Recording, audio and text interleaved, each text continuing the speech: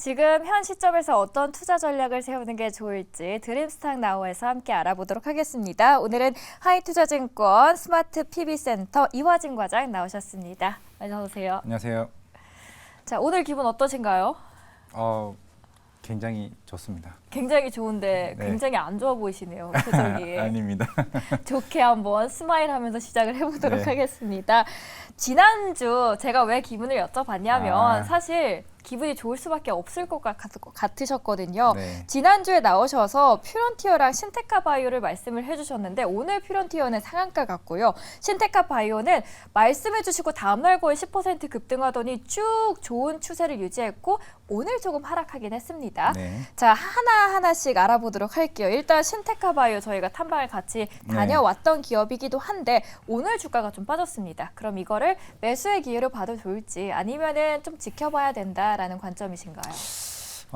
매수의 의견은 어느 정도 지금 수급적인 흐름인 것 같아요. 뭐 AI뿐만 아니라 로봇이나 전반적으로 오늘 같은 경우는 수급의 대이동이 좀 있었지 않나라고 생각을 하고 있기 때문에 그런다고 해서 뭐 AI가 뭐 여기서 끝나지는 제가 봤을 때는 아니라고 좀 생각을 하고 있고 여기는 이제 신테카 바이오는 향후에 좀 모멘텀이 훨씬 더 많을 수 있다라고 생각을 하고 있는 게 물론 이 회사가 지금 뭐 딥매체 플랫폼이나 네오 ARS와 같이 물론 합성 신약이나 일반 신약에 대한 플랫폼이 지금 계속 꾸준하게 지금 준비를 하고 있고 실제 후보 물질들이 일반 빅파마나 이제 우리나라 국내 유명 제약사들이 계속 이제 체크를 하고 있는 상황이기 때문에 신테카 바이오는 최초의 기술 이전 하나만 나오게 되면 그때부터는 어느 정도 그런 현금성에 대한 부분 이런 부분들이 크게 해소될 것으로 보이고 있기 때문에 이미 뭐 슈로딩거가 한 3,000대에 대한 슈퍼컴퓨터를 가지고 있고 신테카 바이오가 연말까지 10,000대까지 지금 준비 중에 있습니다.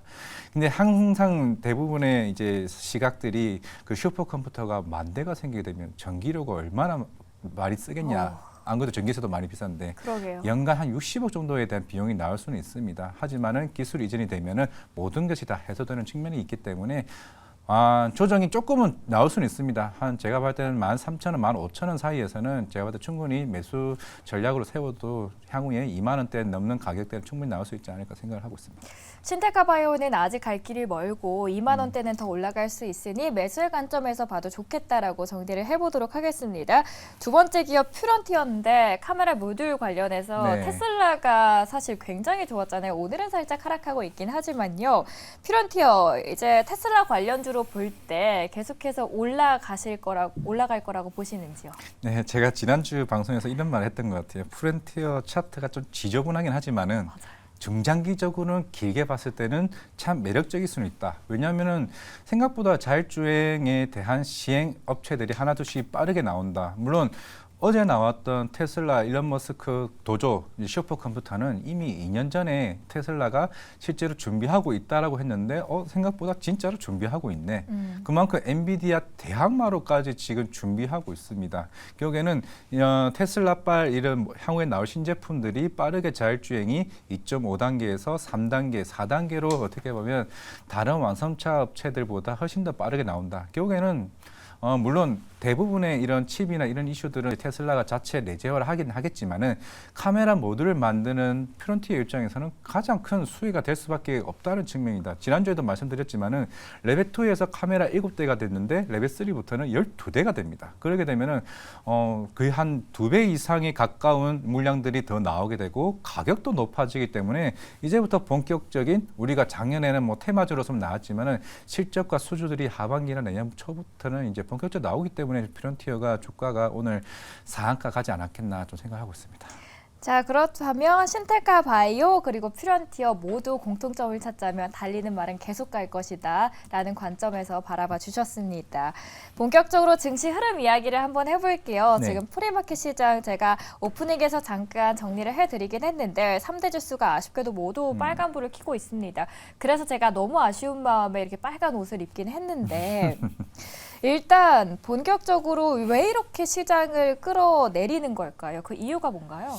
뭐 이제 사실 뭐 지난주부터 뭐 CPI에 대한 불안 요소를 얘기는 하고 있지만은 사실 뭐 애플이나 엔비디아나 테슬라가 어떻게 보면 3대 종목으로서 그동안 시장에 끌어왔었던 거긴 하나 좀 시장에서 우려했었긴 말도 서서히 나오고는 있죠. 물론 모건 스탠리나 최근에 뱅크 오브 아메리카에서도 목표가 상향을 했지만은 일단 첫 번째 엔비디아 같은 경우는 이제 루머 이슈가 계속 나오고 있습니다. 아, 이제 실적이 좀 부풀려졌다 네. 이런 얘기가 있던데요. 이때는 갑자기 이름이 생각이 안 나는데 코인 위브라는 회사가 있는데 실제로 이 회사가 예전에 이제 이더리움을 실제로 코인을 채굴을 했던 이 회사입니다. GPU를 엔비디아에 대한 주문을 받고 실제로 2분기 엔비디아가 이제 12빌리언 달러가 나왔었는데 이제 실제로 2.5빌리언 달러가 이 회사에서 나왔다라고 하는 걸 매드킨이라는 이제 리서치 보고서가 나왔던 이슈가 있는데 계속 그런 부분이 예전에 엔비디아가 지난주인가 7% 빠졌을 때 이 리포트가 나왔습니다. 그러면서 오늘도 그런 시장의 이슈가 또 나오고 있는 상황인데 물론 이제 HBM이나 관련 이슈 AI 반도체가 향후에 성장성이 굉장히 높은 건 맞지만은 그동안 주가가 올랐던 것에 대한 차익 실현을 좀 빌미를 만들 수 있지 않을까라고 생각을 했기 때문에 엔비디아는 좀 빠졌지 않았나 좀 생각을 하고 있고 그리고 애플 같은 경우는 물론 이따가 2시에 뭐 실적 새로운 아이폰 15가 나올 것으로 보이긴 하지만은 사실 쉽지는 않죠. 결국 중국 시장이 많이 차지를 하고 있는 상황이다 보니까 최근에 특히 공무원 아이폰 쓰는 거 금지 얘기 나왔었고 실제로 아이폰이 생각보다 15에 큰 기대가 많이 저는 없다고 좀 생각을 하고 있습니다. 아시겠지만은 결국에는 지금 XR 기기 아니면은 새로운 AI 이런 사실 이슈가 좀 없지 않았나라고 생각을 하고 있기 때문에 다른 엔비디아, 테슬라, 마이크로소프트 대비했을 때 새로운 모멘텀이 없는 것 같아가지고 당분간은 좀 미국에 있는 빅테크 업체들에 대한 부진이 생각보다 좀 이어지지 않을까 생각하고 있습니다. 빅테크 주들의 부진은 당분간은 단기적으로 이어질 수 있다라고 말씀을 해주셨어요. 저희 테슬라 이야기를 한번 해볼까 해요. 네. 어제 10% 이상 급등을 했고 아쉽게도 오늘은 1% 이상 하락을 하고 있습니다. 어제 모건 스탠리에서는 목표가 상향을 이례적으로 굉장히 많이 했어요. 400달러까지 올렸는데 이거를 단순히 그냥 하나의 단기 수급으로 보면 좋을지 아니면 이게 오히려 내려갔을 때 저희가 투자자의 입장에서는 매수를 해도 좋은 기회가 될 수 있을지. 사실 앞에 말했던 3개 종목 중에서 저라면은 테슬라를 사겠습니다. 지금 당장이 힘들 수는 있어요. 힘들 수는 있는데 이제 계속 가격 인하를 하고 있는 상황이고 이게 2009년 어떻게 보면 삼성전자, 하이닉스, 옛날 에피다가 파산까지 했었죠. 이는 치킨 게임이 지금의 예전 모습과 비슷한 흐름을 가고 있다고 생각하고 있습니다. 물론 테슬라 입장에서는 중국 전기차 업체를 거의 어느 정도 크게 포션을 잡아가기 위해서 가격 인하를 전 낮추고 있다고 생각을 하고 있는 상황입니다. 근데 만약에 아까 도조 컴퓨터 얘기했죠. 그동안 엔비디아 물량들을 계속 꾸준하게 수입을 해왔었는데 이제 필요가 없게 됐습니다.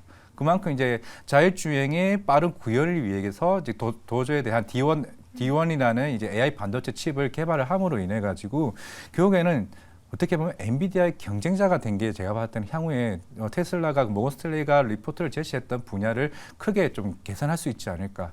물론 지금은 실적이 안 나올 수 있어요. 당연히 가격 인하를 했으니까. 결국에는 그 포션을 현대차나 포드나 GM이나 독일 3사들 업체들이 거기 같은 경쟁 업체에서 휘말린다. 그러게 되면은 결국에는 다른 업체들이 하나 둘씩 특히 뭐 스텔란티스나 이런 업체들이 하나 둘씩 거의 나가 떨어지게 되면은 결국에는 테슬라가 이쪽에서 승자가 된다고 하게 되면 그때부터 테슬라가 전기차 시장을 크게 장악해 나가지 않을까라고 생각을 하고 있습니다. 그렇다면 테슬라 관련주들의 흐름도 계속해서 이어질 수 있다. 그렇죠. 그게 아까 말씀드렸던 뭐 자율주행 관련주들이 크게 좀 기대가 되지 않을까라고 생각을 하고 있고 물론 오늘 아까 오후에 나왔던 기사가 있는데 실제로 도조 컴퓨터를 통해 가지고 HBM 쪽에 어느 정도 수요도 더 커질 수 있다. 이런 이슈가 나왔기 때문에 이게 단순하게 자율주행으로 끝날 것이냐. 결국에는 이제 어제 사실 10% 올랐지만 오늘 대부분의 아침에 그랬을 거예요. 테슬라가 10% 올랐으니까 2차전지 오늘 많이 올라가겠지. 테슬라 전기차가 많이 팔리는 게 아니라 이제 AI다. AI 쪽이었죠. 어제 모건스탠리에서 말씀드렸던 리포트 중에 하나가 그렇죠. 테슬라는 AI 업체이다. 그러면서 좀 시장에 대한 확대성을 보기 때문에 테슬라가 훨씬 더 유리하지 않을까 생각하고 있습니다. 이제 테슬라를 바라보는 관점이 조금 달라지는 것 같습니다. 원래는 전기차가 주요였다면 이제는 AI 쪽으로 확장하고 있는 움직임이 조금씩 보여지고 있고요. 이제 엔비디아 거를 쓰지 않고 자체 칩을 만들었다라는 소식에 테슬라 장기적으로 볼 때도 AI 기업으로서의 성장성 무궁무진하다라고 정리를 해보겠습니다. 내일 이벤트가 있습니다. 바로 CPI 오후 9시 반 공개가 되죠. CPI 이야기 너무 많이 해서 네. 사실 지겨우신 분들도 있으실 텐데 그럼 간략하게만 설명을 드리자면 CPI 영향력 어느 정도로 보시나요? 지난주까지는 사실 유가 급등, 사실 이번 CPI는 사실 큰 걱정은 안 합니다. 지난달 같은 경우에는 그 80달러에서 70달러 후반대, 실제로 대부분의 해외 IB 업체들이 한 3.6% 다 예상을 하고 있습니다. 지난달 3.2%였는데 물론 지금 유가가 굉장히 급등을 하고 있죠. 이번 CPI가 중요한 게 아니라 다음 달 CPI가 좀 중요하긴 합니다. 물론 뱅크 오브 아메리카에서 최근에 펀드 매니저 대상으로 설문조사를 했었는데 미국의 금리는 더 이상 인상을 하지 않는다가 60% 이상의 이제 설문조사가 나왔습니다. 그만큼 경기가 어느 정도 충분히 잡혀 있다라고 생각을 하고 있고 유가에 대한 부분도 사실 90달러 선에서 멈추게 될 거라는 좀 얘기가 나오고 있는데 물론 오늘 급등은 제가 오늘 사실 오펙에서 월간 보고서가 나오는 날입니다. 원유 생산 월간 보고서가 나오는 날인데 물론 아직 이게 영문으로 되어 있어가지고 제가 해석을 못하긴 했습니다만은 아마 그런 영향으로 지금 거의 88달러 이상까지 올라가지 않았나라고 생각을 하고 있기 때문에 이번 3.6 과연 다음 달에 얼마만큼 나올지는 이번 FOMC에서 지금 이제 블랙아웃 기간이기 때문에 연준이 FOMC 21일 날 발표를 하고 나서 파월 입장 동결하겠죠. 동결하고 나서 파월이 이번 물가 충분히 전 잡았다고 생각을 하고 있고 다음 달 내가 봤을 때 CPI도 크게 염려는 없다라는 멘트가 나오게 되면 시장에서는 환호를 할 것이고 아무 말도 안 하고 나는 해피할 거다. 이따 데이터를 좀 더 보자라고 하게 되면 시장은 또 경계감을 계속 유지하지 않을까 생각하고 있습니다. 일단 물론 유가가 상승하고 있긴 하지만 그래도 CPI에 대한 시장이 바라보는 영향력은 다소 제한적입니다. 자, 아이폰 15 이야기가 있습니다. 공개가 되고 신제품에 대한 기대감이 뭐 큰 쪽도 있고 아니다, 별로 영향력 크지 않을 것이다라는 이야기도 있는데 어떤 입장이신가요? 물론 여러 유튜버들이 이제 새로운 신제품의 관련된 것을 공개하긴 했습니다. 물론 옛날부터 아이폰은 똑같은 모형은 그대로였고 사실 매니아층이 굉장히 많았다는 측면인데 사실 오늘 국내 우리나라 업체들도 사실 그동안 아이폰이 나온다? LG 이노텍이나 BH 대표적인 업체들 같은 경우는 항상 꾸준하게 선반영되면서 주가가 올라왔었는데 오늘도 오히려 급락을 했습니다. 사실 이번 아이폰 15 생각만큼 기대가 없는데 그에 대한 반전이 나올 수 있을까? 물론 워치가 나올 수도 있겠지만은 제가 봤을 때는 결국 중국 시장이 안 좋을 수밖에 없는 상황이고 제일 중요한 거 화웨이에 이제 메이트 60이 나왔다는 게 굉장히 큰 것 같습니다. 예전에 화웨이 쪽에서 전 세계 핸드폰 시장 2위를 차지했던 만큼 결국에는 아마 왜냐하면 예상했던 게 아니라 갑작스럽게 나왔기 때문에 시장에서 애플의 판매 추정치가 있는 건데 이게 화웨이가 그 시장을 대부분 다 가져간다라고 하게 되면은 결국 3, 4분기에 대한 애플에 대한 추정치도 더 이상 안 좋을 수밖에 없는 상황입니다. 그렇기 때문에 아마 애플이 아무리 좋게 나온다 한들 과연 중국에서 과연 시장 점유율이 높아질까? 지금 17%가 지금 아이폰이 전 세계에서 중국 쪽에 팔리는데 이렇게 된다라고 하게 되면 15% 이하까지 빠진다고 하게 되면은 결국 사실 애플은 생각보다 기대할 게 없지 않을까 좀 생각하고 있습니다. 아이폰에 대한 교체 주기도 사실 굉장히 길어지는 것 같아요. 네. 저만 하더라도 아이폰을 안 바꾼 지가 거의 2년은 된 것 같거든요. 그렇다면 교체 주기도 늘어나고 중국에서 주는 영향력도 낮아진다. 그러면 앞으로 장기적으로 봤을 때 아이폰에 대한 시장 장악력은 좀 떨어질 것이다.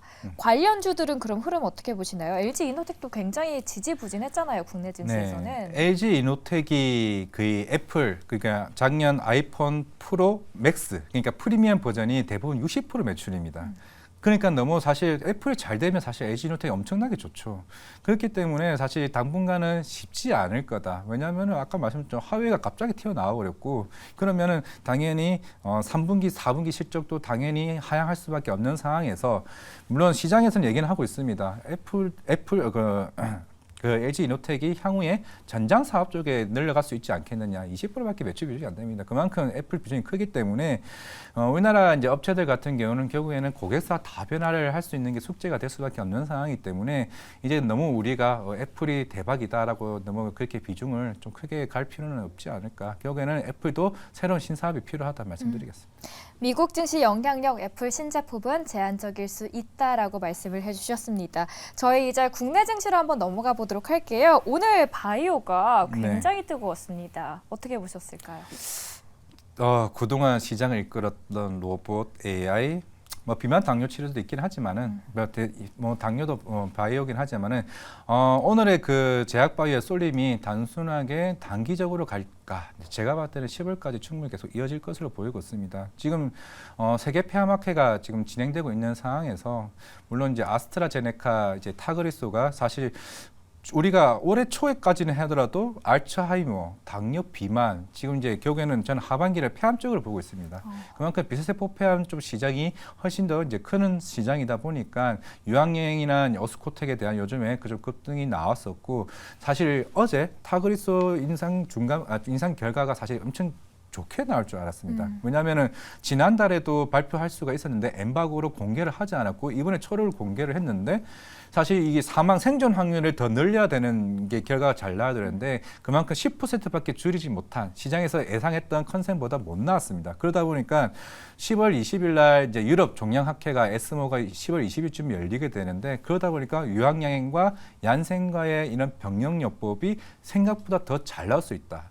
타그리소가 이쪽에 연간 8조를 벌입니다. 근데 이쪽 시장에서 유황양행이 들어온다라고 하게 되면은 유황양행은 이것만으로도 연간 한 1,000억 가까이 매출이 나오게 되고 얀센과의 같이 시작하고 있는 마리포사에 대한 로열티를 60% 가져가기 때문에 향후에 이걸로 성장성이 굉장히 커진다는 측면에서는 제가 봤을 때는 유황양행과 오스코텍 10월 중순까지 충분히 계속할 수 있다 말씀드리겠습니다. 일단 다양한 이벤트들도 있고 학회도 기다리고 있기 때문에 거기에 대한 모멘텀은 계속해서 갈 수 있다.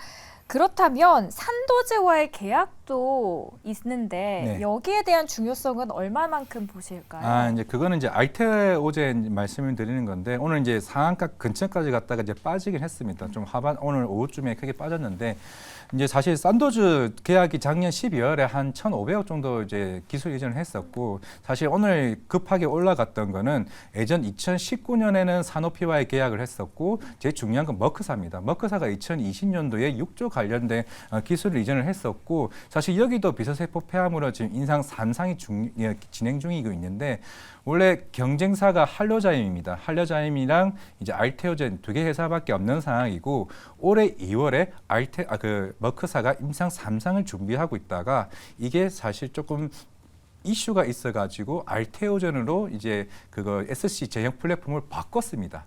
바꾸는 걸 이게 2분기 실적 들어가기 전에 마일스톤이 지급됐다는 게 공시가 되게 되면서 결국에는 이제 할로자임이 이게 독점 계약이고 알테오젠이 비독점 계약인데 오늘 이제 HMC 이제 현대차증권에서 이제 엄민용 이제 옛날에 이제 리포터가 나왔던 게 그겁니다. 머크사에서 향후에 이게 내년에 이제 SC 키트로다 SC 임상 준비를 하고 있는 게 나중에 내가 이거를 이게 제품이 나왔으면 다른 빅파머도 쓸 수 있는 거 아니야? 그러면 너네 알테오젠이나 비독점 계약했던 거 독점 계약을 바꿀게.